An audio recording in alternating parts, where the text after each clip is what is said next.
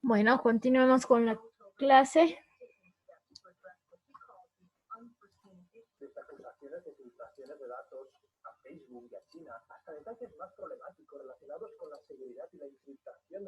Entonces, tenemos que el virus del HPV o el virus de papiloma humano es altamente infectante.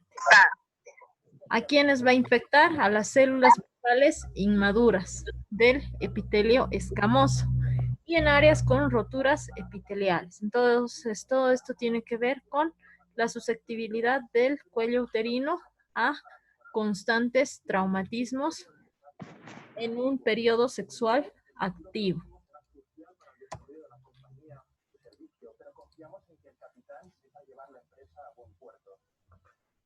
Y como lesión de primer orden, va a dar una neoplasia intraepitelial cervical. Entonces, aquí tenemos la displasia epitelial cervical. Tenemos displasia leve, moderada, severa, hasta desarrollar un carcinoma in situ. Entonces, la displasia leve es considerada como una lesión intraepitelial escamosa de bajo grado. Y todas las demás son lesiones de alto grado. Morfológicamente se observa así.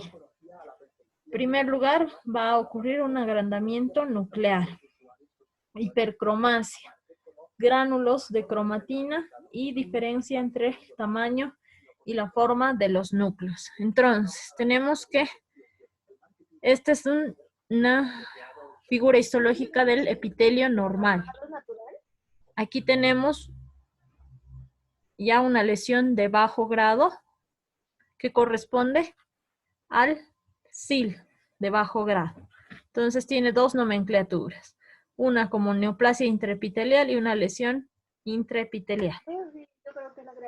Fíjense, aquí la lesión está a nivel basal. Los núcleos se ven más agrandados a nivel basal y en la superficie hallamos estas células con citoplasma vacío que son los coilocitos.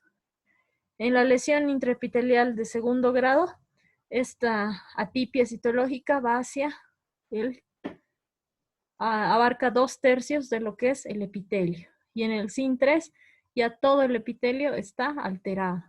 Fíjense, los núcleos aquí eran puntiformes. Aquí se hacen más grandes, y aquí todo el epitelio tiene núcleos de hipercromáticos y de un tamaño y forma diferente. Entonces, así poco a poco va a desarrollarse una neoplasia intraepitelial del cuello uterino. Entonces, cuando es tercio medio del epitelio, es lesión de bajo grado. Y cuando es 2/3 del epitelio, es una lesión de alto grado. De estas lesiones se desarrolla lo que es el cáncer. ¿Qué tipos de cáncer tenemos? Tenemos el carcinoma epidermoide, el adenocarcinoma, una combinación de ambos, el carcinoma adenoescamoso y el carcinoma neuroendocrino. Estos tres carcinomas están relacionados con el virus del HPV. En cambio, el carcinoma neuroendocrino, además de ser muy infrecuente, no está relacionado con lo que es el HPV. Entonces, ¿cuáles son las características de cada uno? El carcinoma epidermoide va a tener nidos de epitelio escamoso. Puede ser queratinizante o no queratinizante. Infiltra generalmente el estroma y es el más frecuente de todos los carcinomas. Después tenemos el adenocarcinoma, que es una proliferación del epitelio glandular. Tiene células malignas de estirpe endocervical y núcleos hipercromáticos. Entonces, el epidermoide se desarrolla en las células del exocervix y el adenocarcinoma de las células del endocervix. Y el adenoescamoso es una rara combinación de ambos. Tiene epitelio glandular maligno y epitelio escamoso maligno. Ambos coexisten, pero también es un carcinoma maligno. Morfológicamente vemos aquí un carcinoma microinvasor. Vemos una lesión de alto grado y observamos cómo el nido de células ya infiltra lo que es la membrana basal. Es como un globito que brota hacia adentro, si se fija. Ya cuando es más avanzado, observamos múltiples nidos de este carcinoma. En este caso vemos un carcinoma de tipo queratinizante, en el cual se están formando lo que son perlas córneas.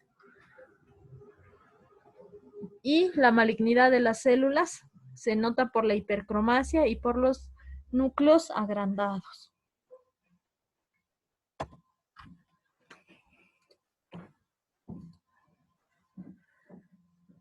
Entonces, tenemos varios estadios en el carcinoma cervical. Primero el carcinoma in situ, que afecta solo el epitelio. El carcinoma limitado es cuando el carcinoma poco a poco va infiltrando lo que es la membrana basal. En el estadio 2 se extiende más allá del cérvix, pero no alcanza la pared de la vagina. En el estadio 3 ya se extiende hacia la pared pélvica y en el estadio 4 ya puede estar afectando lo que es la vejiga y el recto y puede haber metástasis. Entonces, las características clínicas son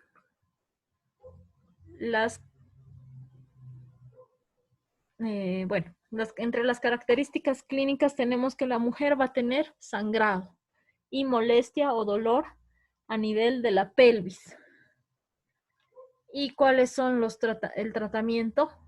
Cuando el cáncer es invasivo o microinfiltrante va a haber una conización, es decir, se saca un fragmento del cuello uterino. Cuando ya el cáncer se hace infiltrante, se realiza lo que es una histerectomía, la disección de ganglios linfáticos inguinales y pélvicos y acompañado de radioterapia. Y su pronóstico depende de su estadio y del tipo celular, si es un adenocarcinoma o un carcinoma escamoso. Ahora, es importante que en el carcinoma de cuello uterino existe lo que es la prevención y la detección temprana. ¿Cómo se realiza? Primero con la toma de citología cérvico-vaginal o el Papa Nicolau, que es un nombre más frecuente en nuestro medio. Entonces, toda mujer que haya empezado su vida sexual tiene que hacerse un Papa Nicolau para revisar las lesiones intraepiteliales previas al desarrollo de un carcinoma, para que éstas puedan extirparse. También hoy en día existe lo que es la vacuna contra el virus del papiloma humano, específicamente con las cepas que son las que hacen que se desarrolle un carcinoma, la 16 y la 18. En nuestro medio todavía solamente se está habilitando para su vacunación a las niñas menores de 14 años, que son las que se creen que todavía permanecen vírgenes. Entonces, en realidad toda mujer que no ha tenido contacto sexual puede hacerse la vacuna contra el HPV. Ahora vamos a pasar a lo que es el cuerpo del útero y el endometrio. Bueno, el cuerpo del útero hemos dicho que está conformado por 3 capas principales. ¿Cuáles son esas capas, Celinda?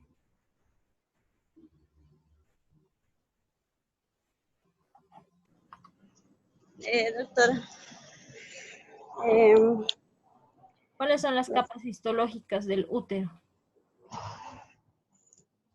el, el cuerpo, Ya, el, ya esas son las capas anatómicas, la conformación sí, anatómica, la histológica. ¿Cuál es? no, doctora, me he olvidado. Te has olvidado, Celinda. Bueno, está bien. Pero gracias Per- por contestar cuando se te ha... sí, perdón, doctora. ¿Quién sabe cuáles son las capas histológicas normales? Raquel. Yo,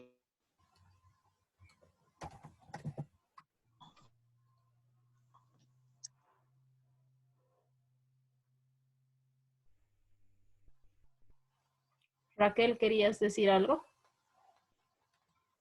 Sí, creo que son las endometrio, perimetrio y miometrio, doctora. Ya, Eso. entonces, ordenándolas, ¿está bien? De adentro hacia afuera, ¿cuál sería su orden? Endometrio, miometrio, perimetrio, creo, doctora. Endometrio, que es la parte glandular, que Ah, está en el interior. Alrededor miometrio está el músculo, que es el miometrio, y y por el... fuera la capa serosa es el perimetrio. Ya, ese es el orden. Entonces, todas estas capas,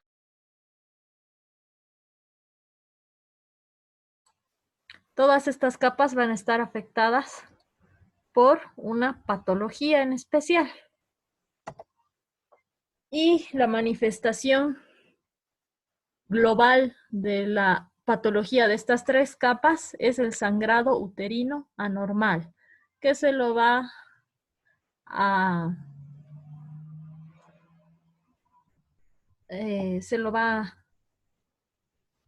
llamar SUA. Entonces, SUA es sangrado uterino anormal. El SUA puede ser de tipo orgánico o funcional. ¿En qué aspectos es orgánico? Cuando existe una inflamación del endometrio, en las endometritis, cuando existe una neoplasia a nivel del miometrio, que son los leiomiomas, y en el caso de que hayan neoplasias a nivel del endometrio. Y también podemos mencionar lo que es la hiperplasia del endometrio. ¿Y cuándo son funcionales? Cuando hay una afectación del eje hipotálamo hipoficiario o afectaciones externas con presencia de excesivo aporte hormonal en el caso de un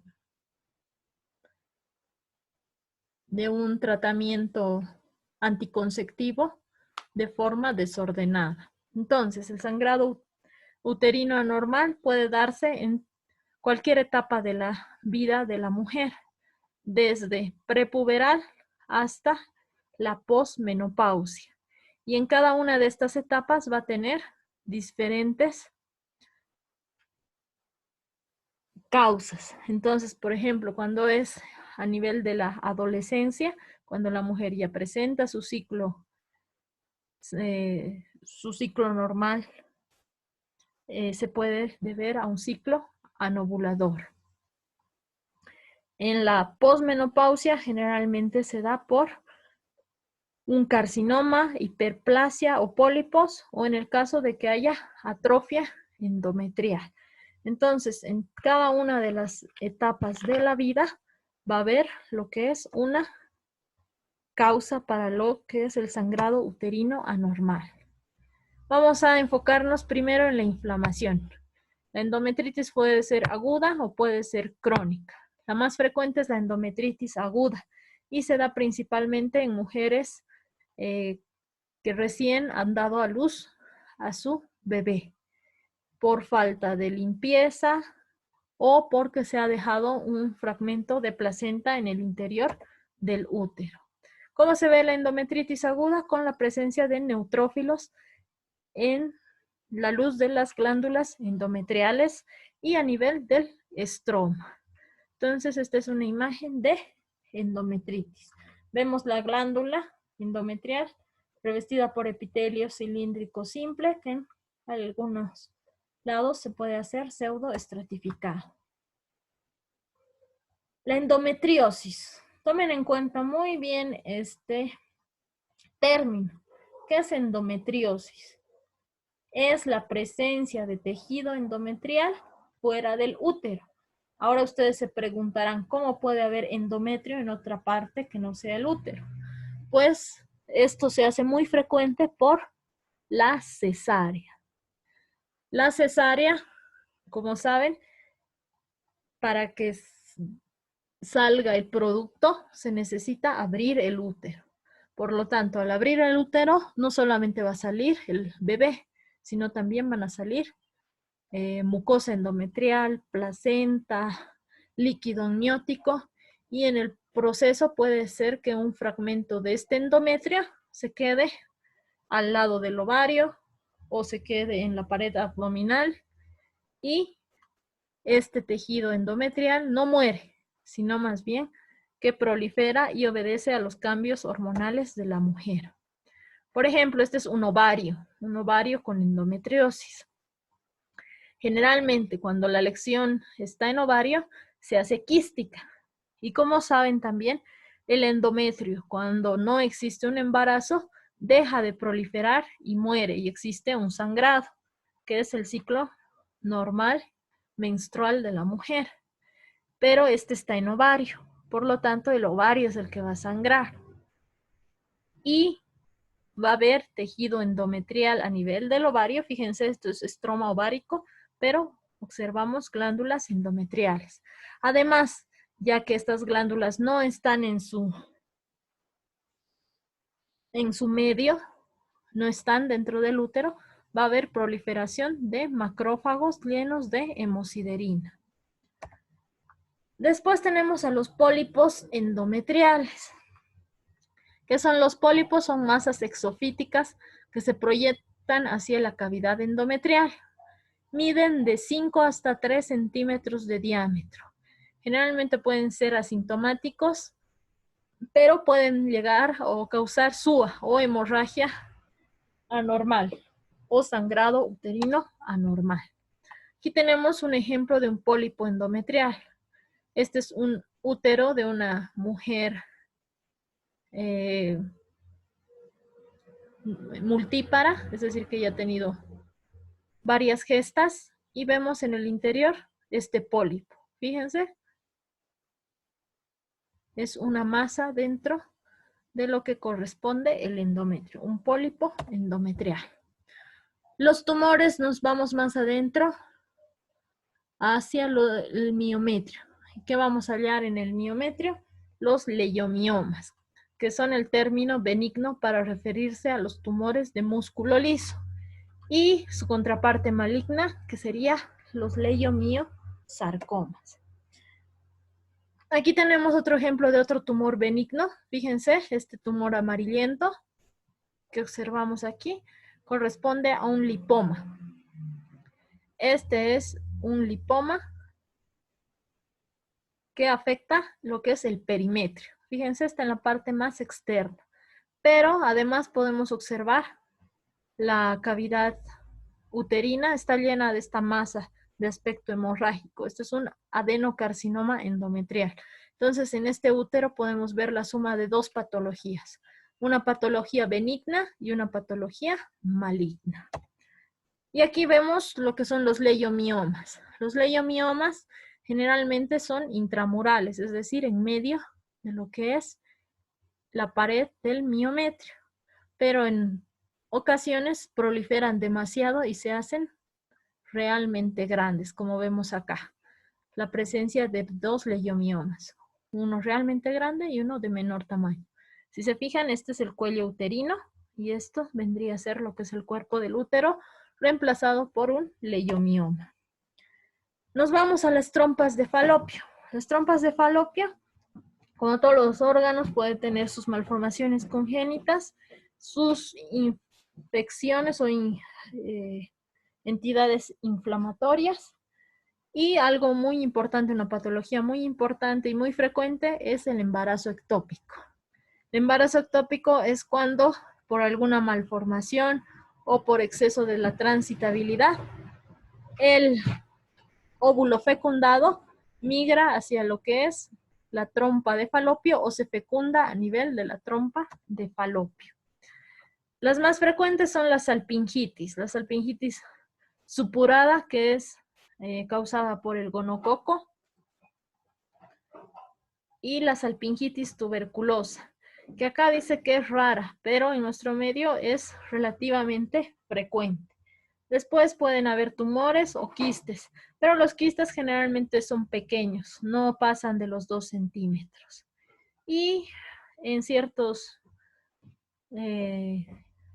casos puede haber los restos del conducto de Muller, que son llamadas las hidatides de Morgagni.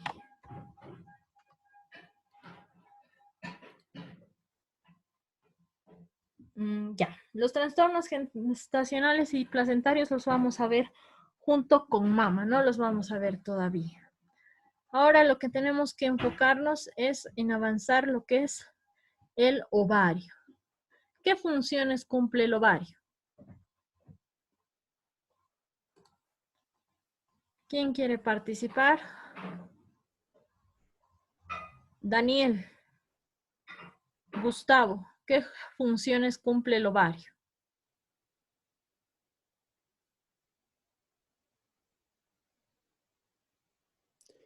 Doctora, ¿puede ser que puede producir hormonas?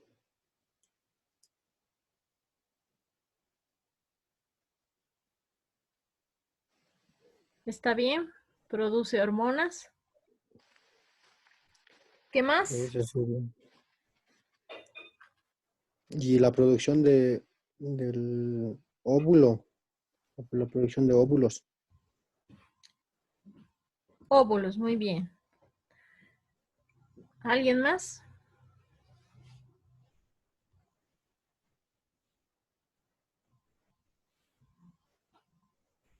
Libera el óvulo cada mes durante toda la vida reproductiva de la mujer.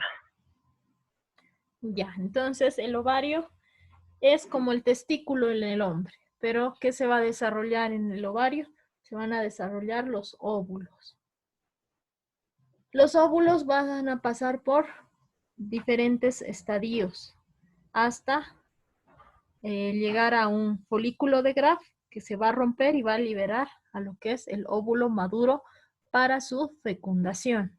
Y en ese proceso va a producir primero estrógeno para finalmente seguir con la progesterona. Entonces, es el centro regulador del ciclo menstrual de la mujer. Entonces, la histología es muy compleja. Vamos a tener una corteza ovárica y vamos a tener una médula ovárica. Y al igual que en el testículo, vamos a tener diferentes patologías. Las patologías, hemos dicho, ya hemos avanzado en lo que es la endometriosis, que es la presencia de tejido endometrial a nivel del estroma ovárico, que generalmente va a dar una lesión quística. Ahora, hay tumores benignos y tumores malignos, que se van a caracterizar por ser tumores serosos y tumores mucinosos. Entonces vamos a empezar con el cista adenoma o el ciste o el cistoadenoma, como quieran pronunciarlo. Entonces, ¿qué es el cistoadenoma? Que también puede ser llamado cistaadenofibroma o adenofibroma o cistadenoma papilar, según las características histológicas que se encuentra. Es un tumor de estirpe fibrosa y al mismo tiempo de estirpe epitelial. Generalmente o macroscópicamente no van a pasar de lo que son de los 3 a 10 centímetros.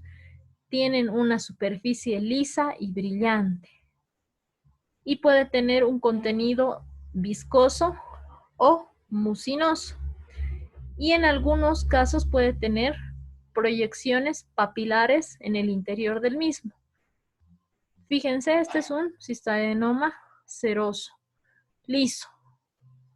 Está su superficie interna algo mamelonada, es decir, en surcos, pero sigue siendo lisa. En otros casos vamos a encontrar estas estructuras de aspecto papilar como verruguitas. Sin embargo, estas no son malignas.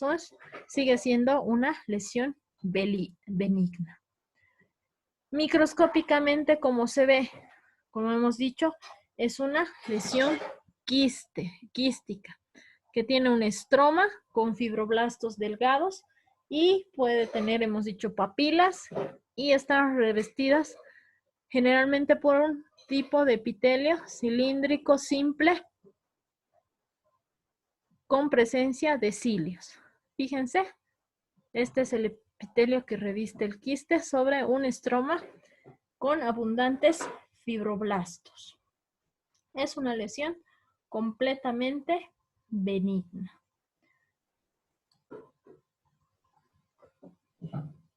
Ahora, este tumor también va a tener su contraparte maligna, que sería el carcinoma seroso. Este carcinoma seroso generalmente es bilateral, puede surgir específicamente de la trompa uterina y de ahí desarrollarse un quiste y se lo clasifica como alto grado o bajo grado. Generalmente todos son tumores de alto grado. ¿Cómo se ven estos tumores? Son tumores de aspecto quístico que pueden ser exofíticos. Y fíjense ya, la estructura no es lisa, sino es irregular y hemorrágica. Fíjense, ya no es un quiste normal, sino tiene áreas más sólidas de proliferación irregular. Microscópicamente, ¿cómo vamos a ver? Hemos dicho que se clasifica de bajo grado y de alto grado. Entonces, en el bajo grado puede ser de aspecto papilar con cuerpos de samoma. Y en alto grado va a tener frondas papilares ramificadas, áreas sólidas, no va a tener muchos cuerpos de samoma, que son cuerpos cálcicos, y se va a ver totalmente irregular. Fíjense, este ya no es un epitelio normal, cilíndrico, como habíamos visto en el cistadenoma, sino es un epitelio realmente irregular. Algo monótono, pero muy sólido y muy proliferativo. Entonces, esa es la diferencia entre ambas entidades. Otro de los tumores importantes tenemos el tumor. Entre los tumores mucinosos, que también va a haber un cistadenoma mucinoso y va a haber un carcinoma mucinoso.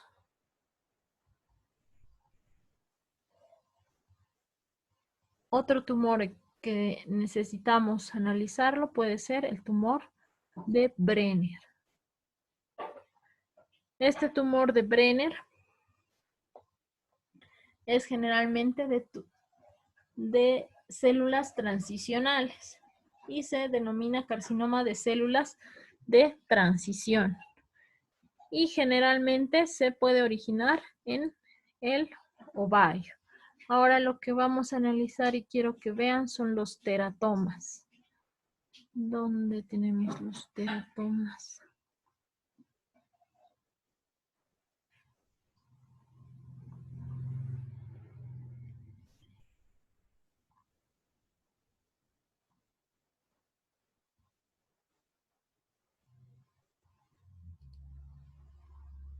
Ya. Como habíamos analizado la anterior semana, los teratomas también pueden localizarse en lo que es los testículos. En el ovario va a haber también teratomas maduros e inmaduros. Cuando hablamos de teratoma inmaduro, vamos a hablar de una neoplasia de tipo maligno, que se asemeja al tejido embrionario fetal. Generalmente se da en mujeres jóvenes, alrededor de antes de los 17 años. Generalmente este es un tumor voluminoso, sólido o quístico con presencia de necrosis y hemorragia. Aquí vemos una representación de un teratoma inmaduro macroscópica y vemos su superficie de aspecto sólido quístico con amplias áreas de hemorragia. Aquí nuevamente con una superficie mamelonada en la cual vamos a ver histológicamente todas estas estructuras.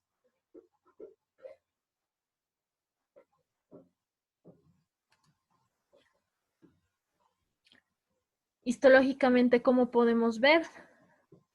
Clasificándolo en tres.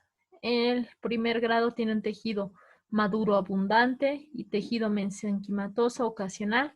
En el segundo grado tenemos menos tejido maduro, focos raros de neuroepitelio y mitosis, que debe ser mayor en campos de baja potencia. Y en el grado 3 es un tejido completamente inmaduro.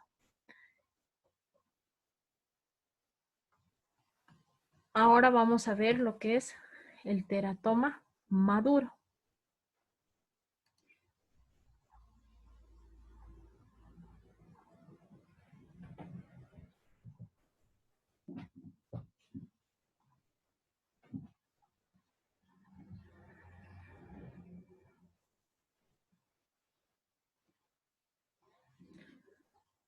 Entonces, los teratomas maduros, ¿cuál es su característica? Solamente va a contener tejidos maduros, es decir, bien diferenciados.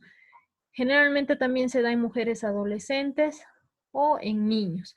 O puede estar años y no producir ninguna molestia. Y se lo diagnostica en edad adulta.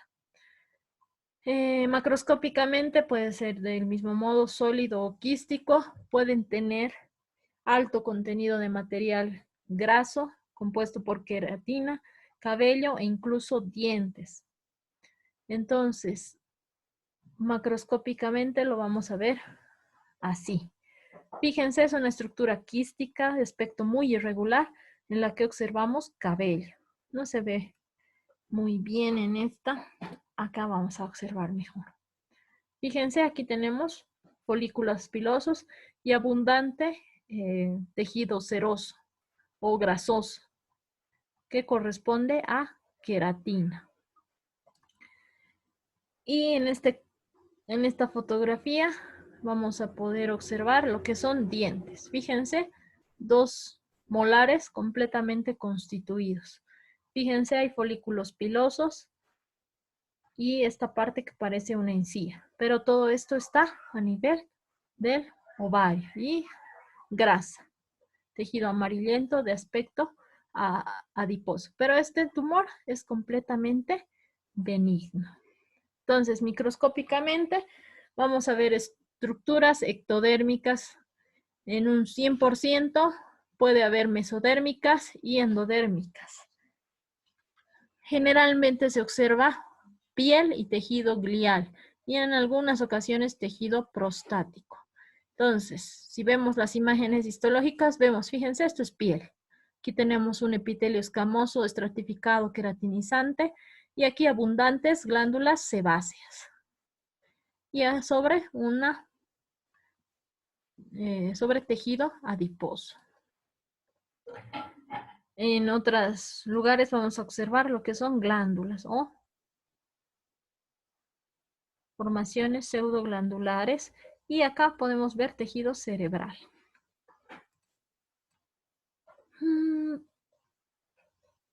En otros vamos a ver glándulas sudoríparas y glándulas sebáceas. Y en otros puede haber incluso mucosa gástrica en un teratoma ovárico. Entonces, esos son los más importantes tumores de lo que es el ovario. Ahora, el ovario tiene una infinidad de tumores y una clasificación muy especial, al igual que el testículo. Como tarea, ustedes van a buscar la clasificación de los tumores de ovario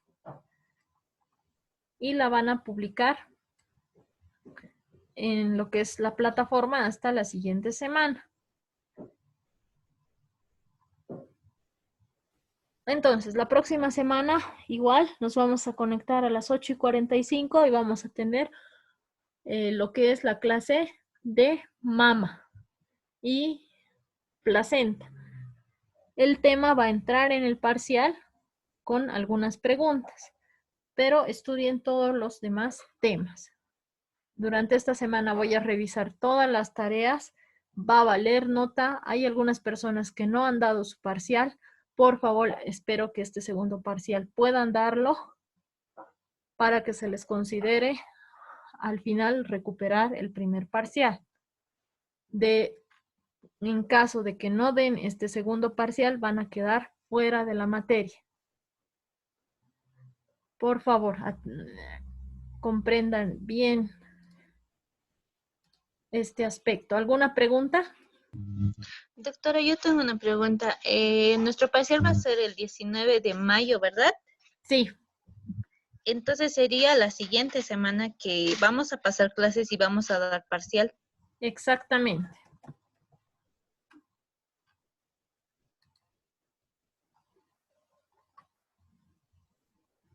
Así va a ser.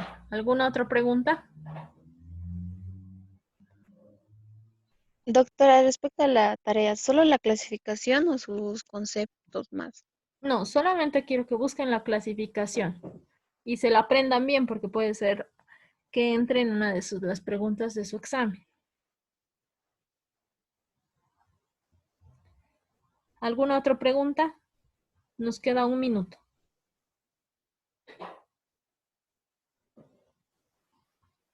Bueno, si tienen alguna observación, por favor, que sea, háganmela llegar antes del jueves. O si tienen alguna petición o algo, antes del jueves. Caso contrario, no va a ser tomada en cuenta. Doctora, ¿Sí? disculpe, ¿el segundo parcial va a entrar del tema avanzado del 1 al 2 o solo el tema avanzado de lo que hemos avanzado recién? Ya, el segundo parcial contempla todos estos temas. Patología Ya. del sistema gastrointestinal, hígado, sistema urinario, reproductor masculino y femenino, y lo que vamos a avanzar la próxima semana, que es